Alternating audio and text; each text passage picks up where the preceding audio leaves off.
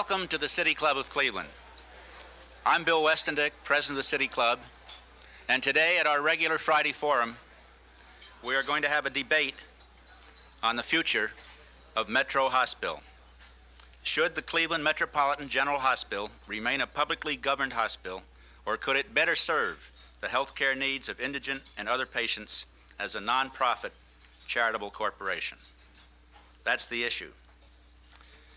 Speaking in favor of changing the hospital's governing structure will be William S. Gaskill, chairperson of the hospital's Board of Trustees. Debating the other side of the issue will be Joseph R. Garcia, Jr., who as Associate Executive Director of the Neighborhood Centers Association is recognized as the spokesman for the opposition. Mr. Gaskill is the Director of Administration with the law firm of Jones, Day, Revis, and Pogue. Before that, he was the Executive Director of the Federation for Community Planning, and before that, the Cuyahoga County Administrator from 1973 until 1979. Mr. Garcia has been with the Neighborhood Centers Association since 1977, and before that, he was Executive Director of the West Side Community House. Before coming to Cleveland in 1974, he was an administrator in Pennsylvania's Welfare Department. The ground rules: each speaker will have 13 minutes for an opening statement. Mr. Gaskill was going to speak first. We then will have our typical break and a half hour of questions, and we'll cut the questions a little short so that each speaker will have time for a 2-minute rebuttal. Our timekeeper today is Bob Cavano. William Gaskill.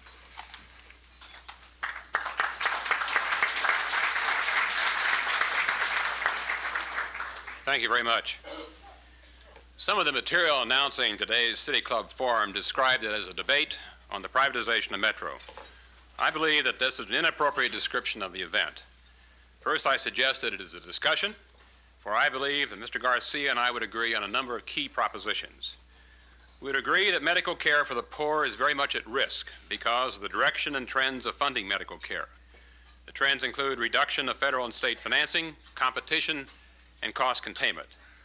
The pressures for cost containment dramatically reduce the ability of health care providers to underwrite care for those who cannot pay. The issue of health care for the poor is one of the most important public policies that must be confronted today. We would agree that the Cuyahoga County Hospital System is a great public institution. It has a public mission different from other hospitals. It is open to all Cuyahoga County citizens and provides a full spectrum of high-quality services. We service over 2,000 people each day. We are the largest provider of medical care service to the indigent in Ohio, and the caring spirit of our 4,600 employees is exceeded by no one.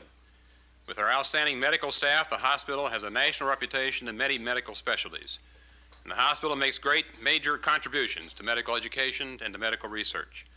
I think Joe and I would both agree that we must maintain and enhance this great institution. So if we agree on these important propositions, why are we here today? We're here today because the Hospital Board of Trustees came to the conclusion that the legal structure of the hospital had to be changed for it to adapt to the trends and, as I described before, and still achieve its public mission. The trustees adopted a resolution toward that end on February 5th, 1986. That resolution has not been well understood. It does not call for privatizing the hospital, but rather sets forth the minimal changes necessary to compete and to ensure our public mission and our public accountability. Specifically, the resolution states that the hospital must continue to provide high-quality services to all Cuyahoga County residents without regard to ability to pay. The Board of Commissioners retains ownership of the hospital and only leases the hospital to the nonprofit corporation for operating purposes. The charitable corporation operates the hospital under the ongoing review of the commissioners to ensure that the nonprofit corporation is fulfilling its lease obligations, which would include, most importantly, fulfilling its public mission. We want specific performance criteria and would welcome that accountability. In the event the nonprofit corporation failed to perform as the commissioners required, they could disband the nonprofit corporation, establish a new one, or return it to once again becoming a government hospital. The hospital would continue to receive county funds to assist us in our public mission, and a substantial number, if not all, the directors could be appointed to the corporation by the Board of County Commissioners. As you will note, I have not used the word private in my description of our proposal. Privatization has been a useful term for the media and for community organizers. but it is a term that I consider absolutely inappropriate. Under the trustees' resolution, the hospital continues to be this community's public hospital with its public mission unchanged. The hospital would be owned by the county, its directors would be appointed by the commissioners, it would receive county funds, and most importantly, the nonprofit would be subject to the ongoing review of this community's highest elected officials. I ask what private hospital, or for that matter, nonprofit hospital, would be structured like this? Indeed, we remain a public hospital. The use of privatization truly clouds the issue. What we need to focus on is maintaining access for the poor to Metro's complete and outstanding medical services. Why, you ask, did the Board of Trustees adopt this resolution? It was a conclusion not easily reached. We had it on our table for over 3 years. We used several healthcare consultants and obtained outside legal advice. We explored a number of options. We knew we were making a controversial and difficult decision, and more importantly, a decision not without risk. No one can say that if we fail to change governance today, a disaster will result tomorrow. It is rather an assessment of the environment in which the hospital finds itself and an attempt on our part to maintain our public mission. Healthcare financing is changing radically. We are seeing more and more managed care through HMOs and PPOs. It is estimated that 50 to 65% of the population by 1991 will be involved in some kind of managed care. These programs restrict patient choices, lower hospital use, and they also shop for the least expensive medical services. We are seeing public policies designed to reduce federal and state health care costs. For example, Medicare froze hospital payments in 1986, is moving towards national payments and reducing payments to teaching hospitals. These steps will reduce the revenues to Metro by millions of dollars in the years ahead. Ohio is committed to reducing its Medicaid payments each year by 10%. We are Ohio's largest Medicaid provider. Blue Cross, Blue Shield, and the other private insurance carriers seek to limit hospital stays and to lower payments. These national trends are exacerbated by the local conditions. Today, our region's hospitals deliver 500,000 fewer days of hospital care than 5 years ago. And nevertheless, our area's bed supply and use of hospitals remains 50% above the national averages. County taxpayers have been very generous, but I doubt if they can keep pace with health care costs. Today, the county subsidy represents only 13% of our budget. 20 years ago, it was 46%. The county subsidy is $24.5 million and has been unchanged since 1981, while our expense budget has doubled during that same period of time. 87% of our dollars come from paying patients. These patients have choices and can go elsewhere for their care, and with too much health hospital capacity in this area, all of the area's hospitals are at risk and scrambling for these paying patients. We welcome our public mission, but to achieve it, we must compete for those paying patients because they help finance indigent care and improve our ability to offer complete, high-quality medical services. We must remove barriers which reduce our flexibility and prevent us from having the best chance to compete and to continue to achieve our public mission. The current legal structure of the hospital is a barrier. Important to understand that there are fundamental differences between a government hospital and a nonprofit hospital. First, a government hospital is limited in what it can do by the specific provisions of the Ohio Revised Code. There are those who suggest that needed flexibility can be obtained by simply changing the law. This is not very realistic. For example, House Bill 224, of which there will be and has been considerable discussion, made amendments to the Ohio County Hospital law some years ago. It took 3 years for that bill to pass. In that process, there were many modifications secured by various interest groups. Anytime you seek change to the legislative process, you face the likely prospect that it will take a long time, and further, there is the very distinct possibility that the cure may be worse than the disease. Meanwhile, as you wait for the process to be completed, others are taking advantage of the ever-changing opportunities. More importantly, the bigger impediment to the hospital is the Ohio Constitution, which can't be easily changed. A section of the Ohio Constitution prohibits the county and the county hospital from lending its aid and credit to or sharing profits or losses with any for-profit entity. We are prohibited from pooling public funds and private funds and business enterprises. And while 87% of the county's hospital revenues come from paying patients, these revenues become public monies once they are entered into the county hospital treasury. These revenues can now be used to form the types of cooperative activities that are occurring routinely between hospitals and insurance companies, and between hospitals and their medical staffs. County hospitals simply cannot participate in any of these cooperative activities which involve for-profit corporations and in some cases even non-profit corporations. The only realistic way to remove the constitutional barrier is to change our legal structure. These barriers are very real, and they become very, very difficult in the event and in the kind of environment in which we exist today. Recognizing that the future of inpatient hospital business will be among the weakest segments of the hospital care industry, forward-thinking hospitals are broadening their revenue bases by forming partnerships and developing non-traditional programs, all of which are difficult, if not impossible, for us. Among the strategies we could explore if we were restructured include sharing in the financial benefits of reducing hospitalization and increasing our market by forming partnerships or taking equity interest in development of insurance companies such as the Emerald Health Network and the University Hospitals Metropolitan Life joint venture. Following patients outside the hospital by forming partnerships with physician groups and others such as private home health companies. Expanding our presence outside Cuyahoga County and establishing regional or multinational institutional arrangements for expanded markets. For example, the Voluntary Hospitals of America recently approached Metro to discuss our becoming VHA's principal facility in this area. We couldn't even consider that prospect because of our governance, and that contract is going elsewhere. Beyond these specifics, the environmental pressures in the hospital industry will produce dramatic changes and new configurations in the years ahead, including approaches unknown. Flexibility to respond quickly and in an innovative fashion to these developments will be critical to survival in the competitive market. There is little chance our present structure can meet this performance requirement. Early on, I suggested our decision was not without risk. There are no guarantees that by changing governance, we will be successful. But given the very high risk and the magnitude of the loss if we fail, we have an obligation to provide the institution, this county's taxpayers, and most importantly, the indigent, with the best chance of success. This means removing barriers and increasing flexibility. There are other alternatives to the charitable corporation, the most obvious being some form of our present structure.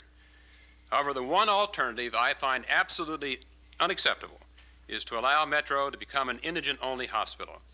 I believe that that is a prescription for inadequate and very limited services for the poor, and we must continue to be a hospital people select on a voluntary basis, keeping in mind that 87% of our revenues come from paying patients and that these patients are necessary for us to maintain our public mission. Further, if we remain unchanged, I believe there will have to be substantially higher levels of public funding from all levels of government. And in the Graham-Rudman era, the chances of vastly increased public funding, I believe, are somewhat slim. Another set of alternatives include new service arrangements and cooperation among the area's hospital. There's been little evidence to date and in the past that this has been possible when it comes to caring for the poor. If anything, we have to be concerned other hospitals will substantially reduce the care being provided to the uninsured and the underinsured as they face increased competitive pressures. In conclusion, under our proposal, we continue to be this community's public hospital, with our public mission unchanged. We want to be the hospital that clearly and without equivocation opens our doors to all and keeps our doors open to all Cuyahoga County citizens. We want behind those doors a full menu of high-quality services. We want to continue to be different from other medical providers, all of which are at risk in this new environment. The new healthcare environment is best characterized as a steep mountain with a very, very icy surface. For us to choose to be different makes our climb of that mountain even more difficult. In making that climb, we believe being a nonprofit charitable corporation will somewhat reduce the weight we carry in our pack and give us a better chance to reach the top. Thank you.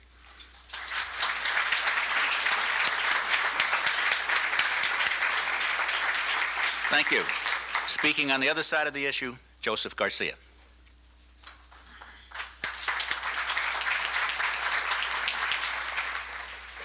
Whoever made the decision to allow Bill and I to be before you today, I commend you for the simple reason that for at least the last 18 months to 2 years, we've asked that this discussion that's going on today be public.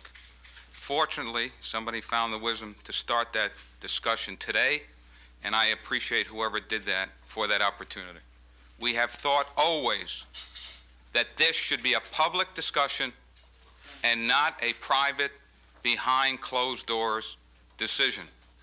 We're on the road to accomplish that goal, and we thank everyone because we should be concerned about this. The traditional role of the Cuyahoga County hospital system is at risk, as well as the public resources of the county presently allocated to the hospital and an estimated $700 million that have been appropriated over the years to the hospital system. Access to high-quality health care for uninsured residents of Cuyahoga County will be jeopardized, and the favorable support of future health and human service levies will be strained if the hospital system's Board of Trustees wish to privatize the operations of the hospital succeeds. Changing only the governance of the hospital will also change the calculus of administering the system. The change in governance will alter the operations of the hospital system, attitudes of employees towards some of its patients, confidence and support of the public, and finally our attitude toward public health. As citizens, we will have abandoned the idea that healthcare services are a part of a community safety net to be provided by the public as a last resort. We will treat health care for all residents of Cuyahoga County as a commodity, not as a public responsibility. We as a community are responsible for each other's well-being. The provision of health care for all residents of this county historically has been our testimony to the rest of the state and the country that we care for our neighbors. We have supported with the highest motives the creation and maintenance of one of the finest hospital systems in the United States. I underline hospital system. I'm not limiting my comments to Metro General Hospital. That this is so is because it is a public hospital, not despite it. Let us not abandon our proud and well-earned record of public health service in a manufactured climate of hysteria. Commissioner Boyle has been quoted as saying, "There have been 3 months of relatively strong hustle directed in the community. In all of that, we have had little presented that I consider substantive," unquote. The financial status of the hospital system, as reported in 1984 and projected for 1985, is sound and improving. The future can be bright if well led and managed. The most recent published estimates tell us that 50% of uncompensated care in this county is provided by the Cuyahoga County hospital system. Medically uninsured or underinsured residents choose the Cuyahoga County hospital system because it is their public hospital rather than a private, not-for-profit hospital. The trend for hospitals that convert to private, non-for-profit, and for-profit depicts strong negative entrepreneurial tendencies. A study by the committee appointed by the Institute of Medicine in Washington, an arm of the Academy of Science, concludes that all aspects of the increasingly marketing-oriented health economy must be watched. The effects of the trend are already so pronounced that many of the practices that distinguish for-profit and not-for-profit hospitals as recently as a decade ago have disappeared, and business operations of the two sectors are increasingly alike. Among the possible dangers cited is the growing use of incentive bonuses by both nonprofit and for-profit hospitals that, in essence, financially reward doctors for not prescribing some type of costly care, unquote. Since the aforementioned environment has not been part of our past as a public hospital system, please do not support a governance that will make it part of our future. High-quality care has been provided in the past for all Cuyahoga County residents by a public hospital system and can continue under the existing governance. During 1984, private insurance payments represented 23% of hospital revenues of $166 million, a much higher rate than 11% of $22,700,000 in 1986. During the 18-year period, the hospital system has been successful in recruiting privately insured patients. If it is going to cultivate this trend, it must improve its marketing skills as well as decentralize its physical plant, not change its governance. The hospital system's administration is prescribing the wrong medicine for a manufactured disease. It is not true that our county hospital system can't favorably compete. It can compete if it changes the strategy of confusing the public about the limits of its present structure and focus its resources on gaining private insured patients, Medicare, and Medicaid clients.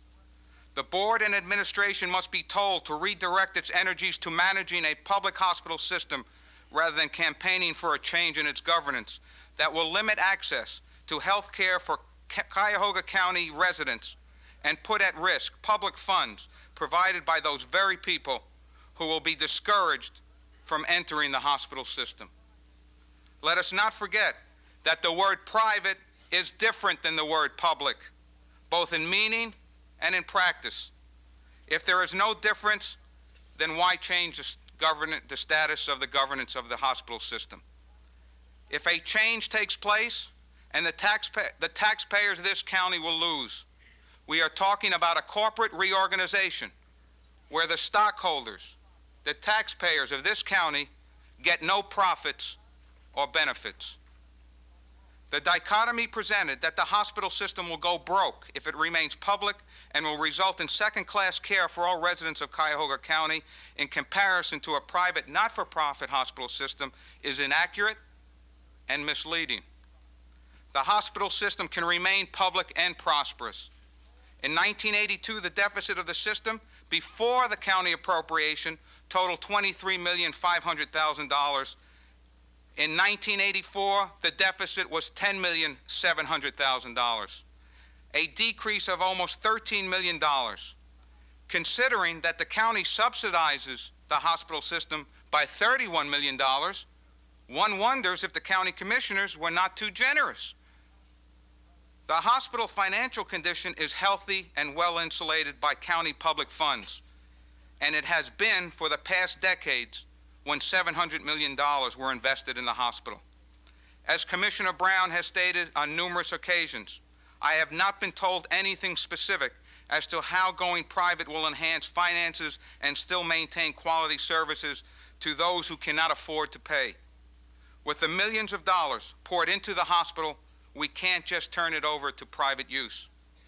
The professional journal, The Cleveland Physician, carried an article by Dr. Alvin A. Freehafer, Director of Orthopedics at the Cuyahoga County Hospital System, titled, "Change in Metropolitan Governance Unwise." In the article, Dr. Freehafer states that the hospital system is a high-quality hospital in many ways. It is on sound financial basis now and for the foreseeable future. It is a hospital famous for its programs with full-time faculty and very desirable facilities that match any in the Northeast Ohio region. A change to a private status would change the character of the hospital. The change will lead to deterioration of our medical school relationship, rationing of health care, discontinuation of care to those who cannot pay, exodus of our researchers and teachers, and an emphasis on marketing, unquote. My final concern has to do with the future of human service levies and their prospect for passage. If the county hospital systems becomes a private institution, note that much of the levy campaign literature focuses on services provided by the hospital system. If the hospital system is no longer a public facility, many people who in the past supported the levy will reconsider their vote.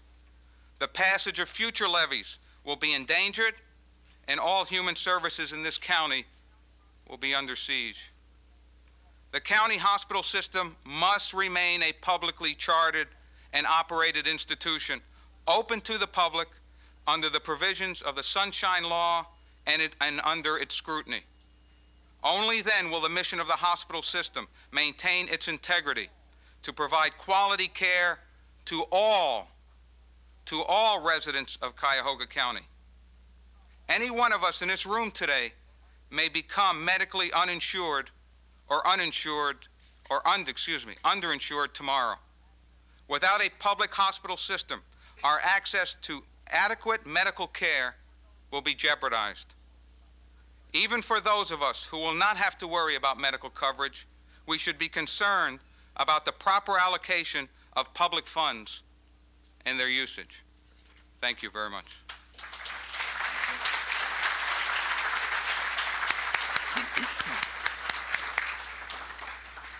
Today at the City Club of Cleveland, a citadel of free speech for almost 75 years, we are listening to a great example of that free speech, a debate on the future of Cleveland's Metropolitan General Hospital between William S. Gaskill, the chairperson of the hospital's Board of Trustees, and Joseph R. Garcia, Jr., the executive director of the Neighborhood Centers Association. In a moment, we'll go to our traditional question and answer period, but first, if I may, a few announcements. And I think I would be remiss if I didn't introduce right now David Ford, who joined the City Club in 1916.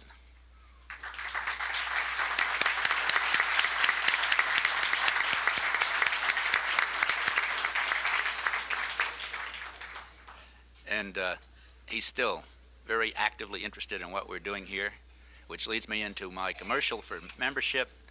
I think all of you who are not members should join the City Club so you can hear, see, and participate in all of these meetings. You can join by calling 621-0082. 621-0082. Today marks the end of our regular 1985-86 forum season, but we will continue right around the calendar with our weekly programs. Next week, we shall present during this forum time our annual Anvil Review, again this year in the form of an old-time radio show under the direction of Robert Conrad and featuring, as usual, an all-star cast. As you know by now, the title of this year's show is The British Are Coming, or A Nightingale Sang in Public Square. Opening night is this Thursday evening, beginning with dinner at 7 and the show at 8, and you can still make reservations for this by calling 621-0082. Then next Friday at forum time, we shall present a second performance of this great show. Tickets are also available for this program, but all tickets should be paid for and picked up prior to the show itself. So get your tickets today if you can, or call us for a reservation. $25 for Thursday evening, $10 for Friday noon next week. Then 2 weeks from today, the City Club will be closed as we all celebrate the 4th of July, but there will be forum rebroadcasts on radio and television at our regular times, forums not previously broadcast. And the radio broadcast that weekend will be of Jimmy Breslin's talk here last week. For those of you who might have missed it, it's well worth hearing. Then 3 weeks from today, on July 11th, we shall start our summer series. And it's going to be an exciting summer series this year, including such people as Transportation Secretary Elizabeth Dole, who will speak on July 31st, and General James Abramson, in charge of President Reagan's Star Wars program, who will speak on August 8th. Now, we have an exciting summer ahead of us and a fine Anvil Review show for next Friday, and I hope you'll all be here then and throughout the summer. We'll now have our usual question period. Before we go into the rebuttal time, each of our speakers will have a 2-minute rebuttal in reverse order after the questions. As usual, we have 2 microphones, Alan Davis in front, Bob Conrad in the rear. Please keep your questions very brief, under a minute, and don't make any speeches. Leave the answers and the speech making to our participants up here. Questions, please.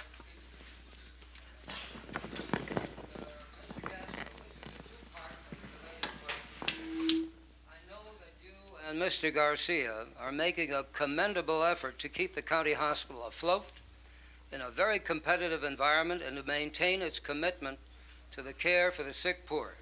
But in your attempt to attract a larger number of paying patients, aren't you concerned that you may be crowding out a number of the 150,000, I repeat, 150,000 poor and uninsured people of Greater Cleveland?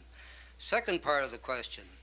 You've said that your proposal is a risk, but don't you run a very serious risk in losing significant financial support of the taxpayers and county commissioners if the county hospital becomes a nonprofit corporation and no longer a public hospital? Let me attempt to respond to that two-part question by saying first that we feel that the principal challenge we face in large part at the moment is the maintenance of our base with respect to the patients that are now being served. We've had a significant reduction in the occupancy of Metro. We've had to close 2 units of nursing care at the tertiary level within the last 2 years. We feel that the task before us is not one of capacity, but maintenance of the use of our facility, which is essential to undergirding our ability to carry out our public mission, which I think I established in my opening remarks. With respect to the question of the appropriations of funds and so forth, I would refer you to the Board of Trustees resolution. And that is, the board says that it anticipates a continued funding relationship with the county, and that is essential to the question of providing indigent care in this community through the Cuyahoga County Hospital system. In the event the county commissioner has made a public policy decision to render care to the indigent in some way dramatically different than is being done today, we obviously would have to respond to that change, and we'd have to deal with it as it developed. But would suggest to you that from the standpoint of our resolution and the public position of our board, we anticipate a continued relationship with the county and indeed a funding relationship in order for us to continue our public mission. Excuse me just for a second, because I was told I could jump up whenever I wanted to jump up. 2 points of clarification, because, or at least as I perceive points of clarification. I would not make an assumption that the hospital has done a bad job of getting private patients. I mentioned earlier in my speech that they've gone from 11% of their patients being private in 1966 to 23% in 1984. So apparently, over the last 15 or 20 years, the hospital's done well in recruiting private patients. So I don't want to set the atmosphere that they can't get them or they're losing them or anything like that. Secondly, all hospitals in this area are losing bed space, and that's going to happen. Doesn't have to do with privatization, remaining public, what have you. Simultaneously, Metro is holding its own with the other private nonprofit hospitals in occupancy rates, which is around 71, 72%, and is doing better than most. So I also don't want to give away the concept that Metro is the only one losing beds around this town. Private hospitals today have advertising budgets, and their advertising tells us in a not very subtle way how great they are. The Cleveland Metro doesn't have an advertising budget, but my question to Mr. Gaskill is this, and your group hasn't said anything about this, and what we'd like to know specifically is how you could better the health delivery care that's already being delivered under the present status. Well, let me say that we do some marketing, and obviously it hasn't been terribly successful if you haven't heard about us. But the fact is, we do a significant amount of marketing, if you will. We are, as you've suggested, providing very outstanding care at the moment, and that is made possible for a series of reasons. It's made possible because we are a teaching hospital. It's made possible because we have a strong history of medical tradition and quality of staff, which provide us very significant skills and medical specialties. And the task before us is not only to maintain that, but as I suggest, to enhance it. And that in order for us to achieve that, we have to continue to be a hospital that people come to see and use and facilitate, uses our facilities in terms of voluntary choice and in order to enhance our position. If we begin to lose patients, if we begin to significantly have a reduction in the utilization of our hospital, our ability to support those specialties, those high-quality, costly expenses that go with certain kinds of care for all people in this county will be substantially reduced. And so what we're doing in many respects is sustaining, maintaining, and whenever possible, enhancing.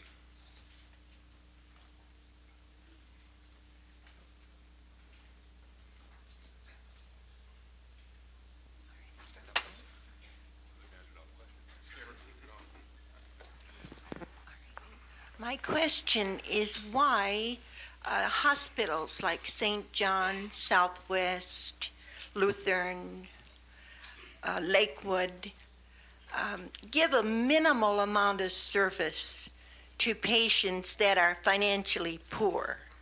And after that minimal amount of service is given, they reroute them to Metro General. Now, where can these patients go if they don't have a Metro General to go to? Let me respond to that by saying that what we are trying to do is to make sure those patients have a Metro General to go to. My response to the question is, unless we have a Metro, a public Metro General Hospital system, people will go home, they'll be bandaged up or stabilized, whatever you want to call it. They'll go home, they'll get sicker, and they'll probably come in for much more expensive care than he originally went into. My fear is, presently we know, for some reason, the uncompensated walk into Metro at much higher rates than any place else. I think they do that because they perceive it to be their hospital. It belongs to them. They pay taxes. At one time they supported it. They get treated differently in a public hospital than in a private nonprofit hospital. I fear greatly that if the hospital becomes a private non-for-profit institution, the people who live in our community will be fearful of walking into it because they presently have fear of walking into private nonprofit hospitals. They will regulate themselves. They will be brought in on ambulances rather than walking in.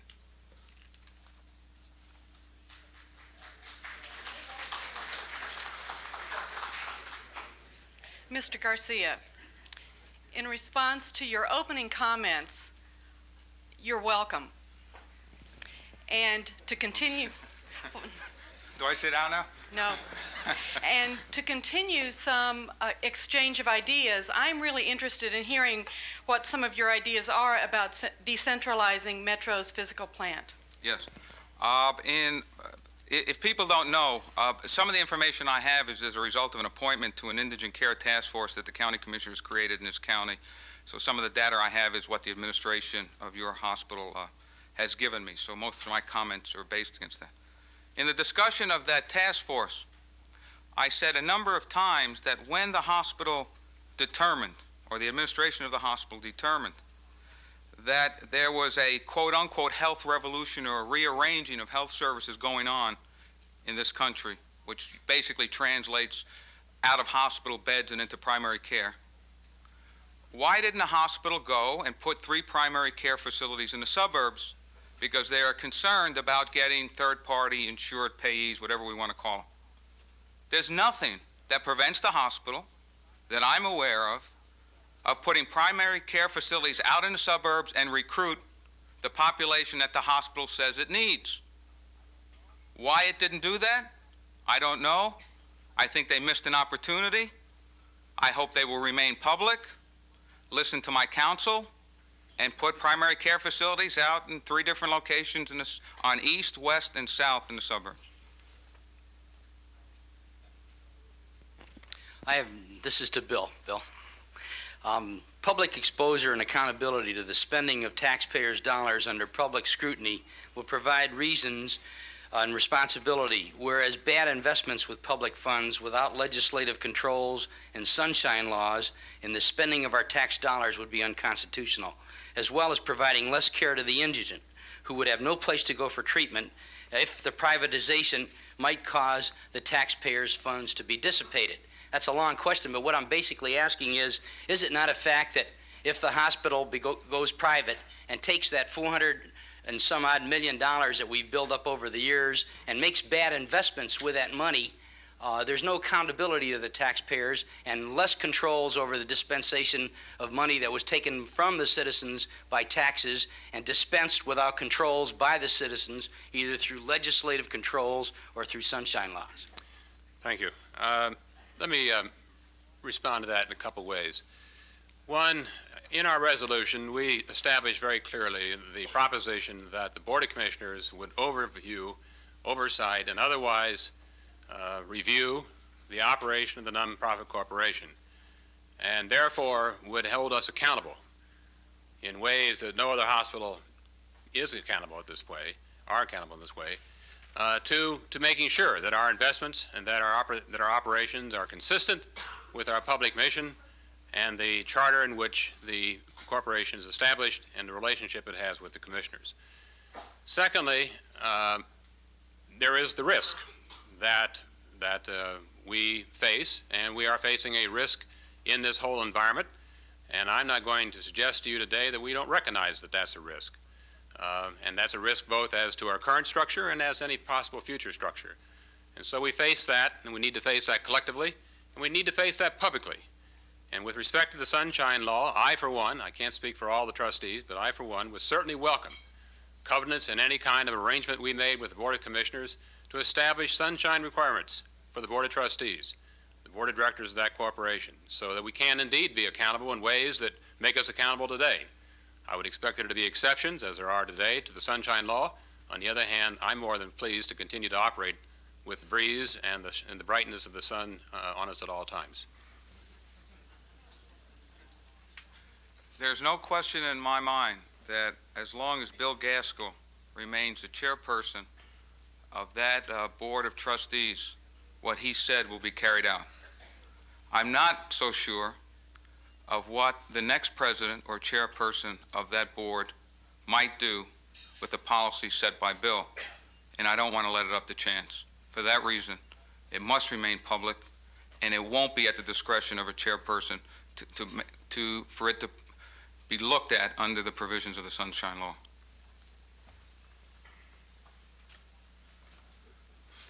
Unfortunately, on subjects like this, things tend to get a little emotional and fuzzy, and so I'm trying to glean out of what I'm hearing some specifics that I'm geared to deal with. Somewhere in there, I heard Mr. Gaskill state that what his goal is to have the hospital still there to perform services, which implies there are serious risks to its continued existence. I also heard Mr. Garcia speak to the fact that financially, and he cited some numbers, that financially from year to year in these last few years, things have improved substantially.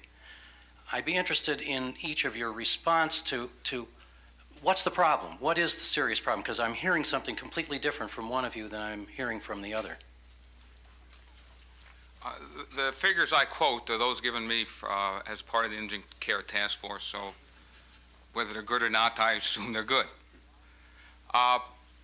We are in an environment out there where it's my assumption in this county we are going to wring out some beds. There are too many beds.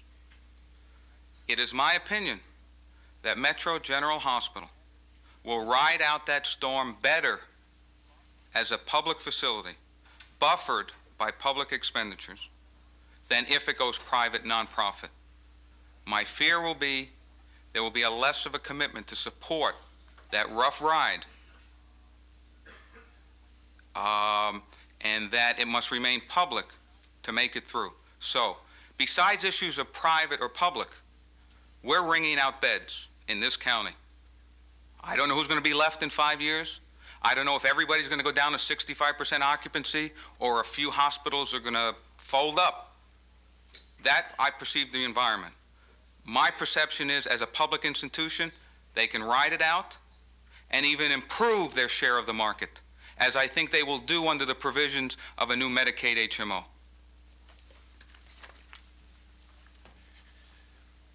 Well, let me suggest that I agree with Joe's point that there will be a reduction of hospital beds in this county in the years and months and years ahead. That indeed there is a new market out there that is built around reduced public funding, cost containment, and just a whole cost squeeze, if you will, that's going on. I would also agree that the figures Joe has given you are accurate, that at the moment the county hospital is indeed in good, sound fiscal position. I'm proud of that, and I'm pleased that we are. And that has in large part been due, I think, because we have prudently managed the hospital. We have effectively been able to work within the changes that have been made today, and that those changes, in many respects, have been gratuitous as opposed to changes we can anticipate in the future.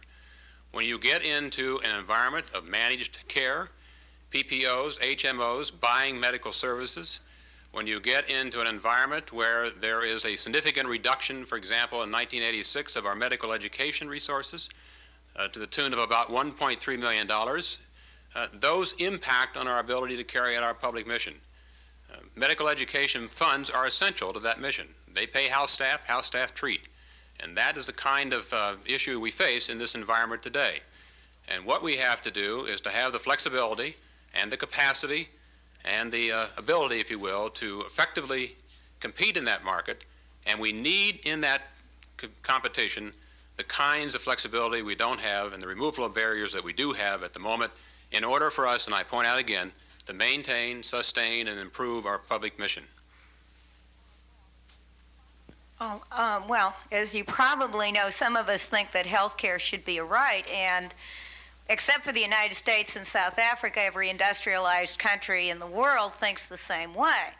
Unfortunately, here it seems like all we've got left is the public hospital system. And I'm a welfare recipient. I'm on Medicaid. If I get a job, I'll very likely be uninsured.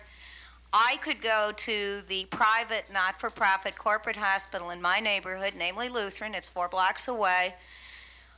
I don't, because I don't think I'll get continuous care at Lutheran. I don't think I'll get the treatment at Lutheran that I would get at Metro. And if I get off welfare and get a job and don't have insurance, you can bet that I'm not going to get that treatment at Lutheran, even though they have a mission What is your statement. question, ma'am, please? What will you do to assure me, and to assure me that my daughter in 20 years, when she comes up and is in my place, will be able to trust Metro and trust that as a place where health care is a right in this county? Mr. Gaskill. I thought maybe you were asking the question to me. I didn't. As I have suggested, we don't have any guarantees today that Metro must, if you will, provide health care to the indigent. It is not fixed in any kind of a governmental contract or in any kind of arrangement other than the public policy of the Board of County Commissioners in how it has determined to handle health care for the indigent in this community. I believe that we need, in the context of developing a nonprofit corporation, to build in the performance criteria and the guarantees that ensure you and your daughter that you will indeed have the health care that you have now, and that health care will be high quality and it'll be in place in the future. And this Board of Trustees, I can assure you, is prepared to work with you or anyone else in the process of trying to write those guarantees to ensure that real mission and that real objective.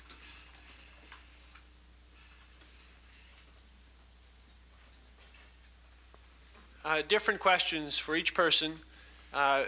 Collaborative arrangements have clearly become very important for all our local hospitals. University Hospital is one of the largest to have recently moved in that direction. Mr. Garcia, I wonder if you feel that collaborative arrangements with non-public hospitals may be important for Metro to enter into in a way that may be difficult under the current circumstances. And for Mr. Gaskill, in a moment, isn't there some way that the governance can stay the same, but perhaps a parallel nonprofit corporation created to explore some of these collaborative possibilities? If I understand the spirit of your question, I am led to believe, and I'm really getting into legal territory, and I'm not a lawyer, but I have been advised by some lawyers. That may be bad too, since a number of presidents got the same advice and one of them got in trouble. But anyway, the issue of collaborating or getting together with private nonprofits, when we use the word partnership where there's a sharing of gains as well as losses, Bill is probably right in terms of the Constitution doesn't want us to do that, because just because you get together with a group that could make a profit, in the society of ours called capitalism, you're not guaranteed a profit. You could also get a loss. So I don't think I'd want the hospital to be doing joint ventures where it is risking public funds in a risky environment. I would encourage them to enter into contractual arrangements with private nonprofit hospitals or care facilities or physician groups as they are doing in the Medicaid HMO.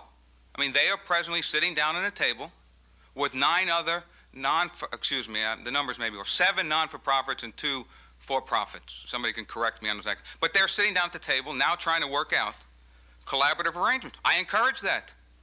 I don't see why they can't continue to do that as a public facility. Well, I work for lawyers and live with one. They're not bad people, Joe, I want to tell you. Let me suggest that we have been and continue to try to engage in any number of opportunities with nonprofit corporations, and we have done some significant things in that respect. We have explored a number of different legal options with our outside counsel on trying to find ways and mechanisms around the issue of our being able to work with private hospitals and private corporations. To date, we have gotten universally opinions from those counsels saying that that's not possible, and that you can't do by indirection what you can't do by direction. That is a serious issue with respect to our ability to do the kind of things we need to do. We do need those opportunities, in my judgment. I mentioned to you the Voluntary Hospitals of America opportunity, which we simply couldn't even consider. Now, what does that mean to us? I can't tell you that it would mean 2,000 or 3,000 bed days in the hospital in 1987. On the other hand, these opportunities are going to be coming up time and time again, and our opportunity to participate and need to participate in those opportunities is very real, and we need the flexibility to do that. To Mr. Gaskill, what are the criteria for returning the hospital to public control, and who will make the decisions and when? I assume you're asking that in the context of having a lease agreement with the Board of Commissioners, and that the criteria would be applied, and if the corporation was not performing its duties, that there would be an opportunity at that point for the commissioners to change the way the hospital was being governed. My perception of this whole matter is that the Board of Commissioners are left with that responsibility. They decide that the hospital is doing what it should do, or they decide that it's not doing. And it's in their power, their authority, their judgment as the highest elected officials in this community to make that decision. And as far as I'm concerned, I'm prepared to give that to them and prepared to live with the criteria that are established in any kind of lease agreement. My question is really just a follow-up to that, and it's to Mr. Garcia. Why do you think that that kind of safety net allowance of the commissioners to abolish or revise the new structure if it proves inadequate, why do you feel that safety net's inadequate? I don't think we should fix something that's not broke.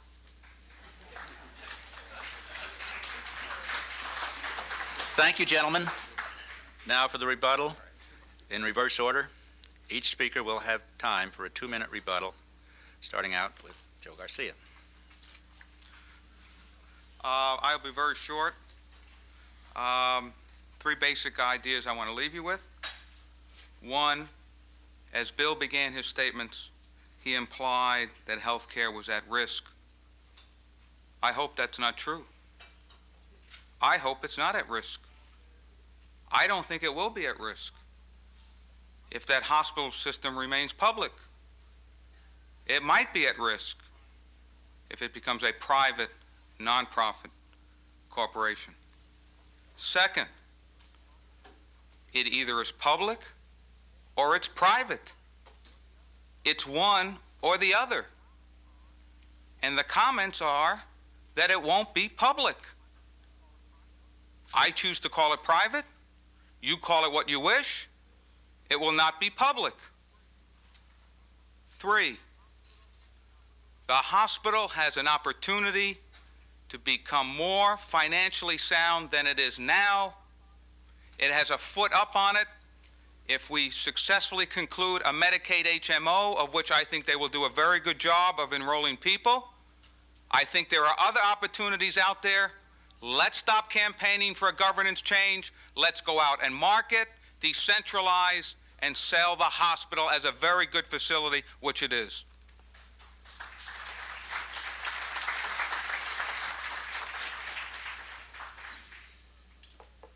Let me close by saying that I, too, agree that we shouldn't fix something that isn't broken. On the other hand, I believe we have to do what it is that has to be done in order to keep something from being a broken item. And secondly, we are prepared and continue to do what we need to do to compete in this market, and we're going to do that to the best of our ability with the barriers that we have. Today we've engaged in a discussion on a very important public issue. I have welcomed that. I fully appreciate the concerns of the opposition. Change is always a risk, and we continue to welcome discussion on the guarantees and on any other options that people might be able to suggest. We recognize a decision of this magnitude takes time and requires public discussion and public understanding. I hope I've been able to establish a clearer picture of the trustees' position. We want to serve the poor with complete and high-quality medical services. To serve the poor, we depend not only on the county subsidy, but on paying patients who make up 87% of our revenues. The environment of cost containment, competition, and reduced public funding puts all hospitals at risk. And whether we like it or not, we are competing for those same paying patients. To compete, we must be able to do what other forward-thinking hospitals are doing, and that our present legal structure produces barriers and reduces, flexibility. We believe that a nonprofit corporation gives us what we need to compete and maintain a public mission. And finally, what we propose is not radical at all, let alone privatization. The hospital will be owned by the county, it would receive public funds, its directors will be appointed by the commissioners, and it will be subject to an ongoing review by those commissioners. We continue to be, under our proposal, this area's public hospital. We not only want to be this community's public hospital, but to be one of the best hospitals in this nation. We only ask to have the tools to achieve that goal. Thank you.